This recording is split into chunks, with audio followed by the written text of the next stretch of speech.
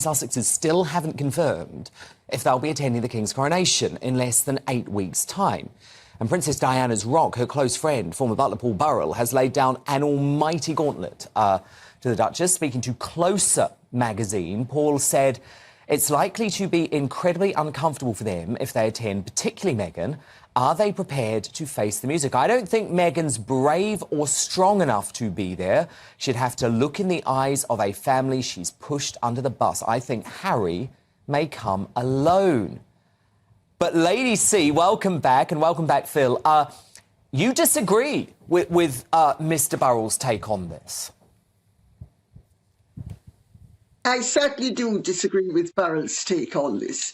As far as I'm concerned, he's completely ignored the fact that Meghan Markle is one of the most pushy, bumptious, uppity people it has ever been anybody's displeasure to come across. She has the hide of a rhinoceros. In fact, King Charles called her tungsten for a very good reason. If it is in her financial interest, because the woman is unembarrassable, she has neither scruples, conscience, nor the sensitivity of somebody with either a conscience or scruples. And if it is in her interest to attend financially and in terms of promoting her brand, because this is all we're speaking about, she will attend. And she will brazen it out the way she's brazened everything else out. I don't think that it does anybody any favours ascribing human feelings to somebody who doesn't have them. Phil Dampier, who are you with on this? Paul Burrell or Lady C?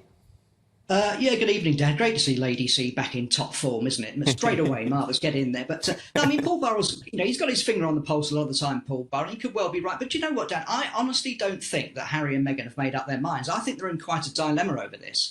They do know that, the public are probably going to boo them. They do know that other members of the royal family are probably going to give them the cold shoulder. On the other hand, as Lady C says, they want to be the centre of attention, this massive event where 2 billion people are going to be watching. And I honestly think they're in an absolute conundrum over this. I don't think they quite know themselves yet what they're going to do. And it wouldn't surprise me if they leave this till right to the last moment to make a decision. I mean, they've got 4 choices, haven't they? Harry comes on his own. Harry and Meghan come together. They bring the kids almost as a sort of human shield. I mean, I don't think they'd actually go to the service, but the fact that they brought them over here would count for something. Or they don't come at all. And I don't think they've yet made up their minds. It's just occurred to me what they should do. Ask Gary Lineker. And do the opposite. He's the answer to it all. And do the opposite, I would say. Even Republicans now hitting out at the Duchess of Sussex. Brian Cox, he's an avid SNP supporter, star of the US series Succession. He's now questioned Meghan's motives for marrying into the royal family in the first place, saying there's an ambition there, clearly. So this was an interview with Hort Levine in New York, and he said you can't go into a system where somebody's already been trained to behave in a certain kind of way and then just expect them to cut themselves off. I mean, she knew what she was getting into. So this is fascinating, Lady C, because you'd think someone like Brian Cox would be on the side of Meghan Markle, but not anymore. No, I actually have met Mr. Cox, and he's a very decent man. I may not agree with him politically, but he's a decent person, and of course he makes a very valid point. She has entered a world intent on creating havoc. Remember, I'm She-Ra, the rebel princess, and she entered it knowing that she intended to create chaos. She's created chaos. She has done everything in her power to undermine the stability and this continuity of the monarchy. The monarchy is about stability and continuity. It is not about endless change and the marching of hustlers who have decided that it is in their financial interest to pose as a left-winger, when in fact Meghan is the least left-wing person I've ever run across. She's a right-wing hustler. That's what she is, who will sell her soul for money. And have sold the royal family for money. So Phil Dampier, Lady C there, I guess, suggesting that Meghan Markle's political positions are motivated by what's best for her career. Is that fair?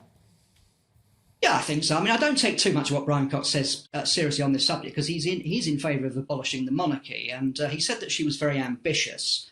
But I think he's got it the wrong way around. He kind of implied, I think, if I've got it right, what he said in the interview, that he thought that she came into it, wanted to sort of rule the roost and be the top princess, and then got fed up with it fairly quickly. But whereas I don't think her heart was ever in it. I think she just used this as a stepping stone. She was able to prey on Harry's insecurities, and fortunately for her, he fell for it, and she convinced him that it was best for him to leave as well. So I think I'm coming from a different point of view. I think she was never intending to stay in the royal family in the first place, and that's where he's got it quite wrong. But he was right to say she was ambitious, but not quite in the same way.